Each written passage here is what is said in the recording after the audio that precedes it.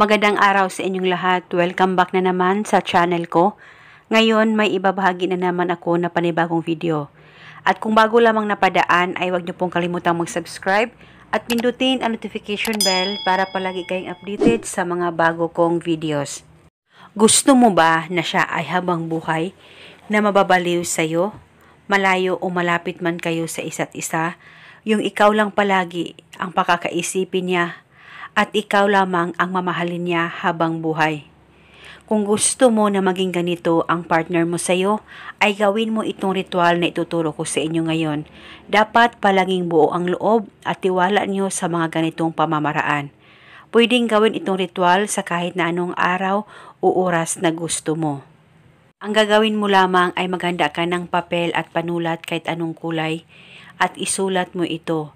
Pangalan at apelyido mo ng isang beses at sa ibaba pangalan at apelyido ng target o ng taong gusto mong gawa na ritual o yung taong gusto mo na habang buhay na mamahalin ka.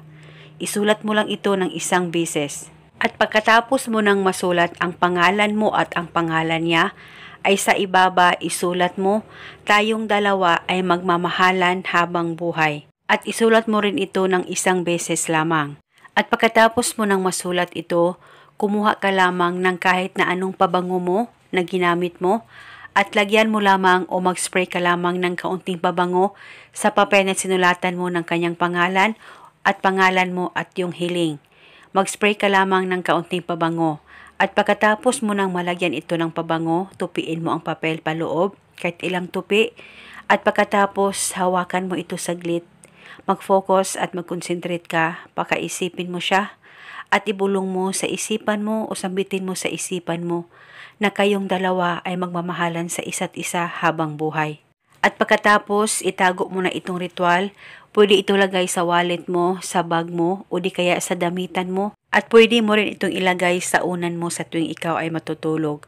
At sa tuwing ikaw ay aalis, dalhin mo lamang ito at paniguradong habang buhay siyang mai-inlove at habang buhay kanyang mamahalin. Basta itago ito hanggang kailan mo gusto. Kung kayo ay may katanungan, mag-comment lang po kayo sa baba. Maraming salamat po sa panunood. May God bless us all.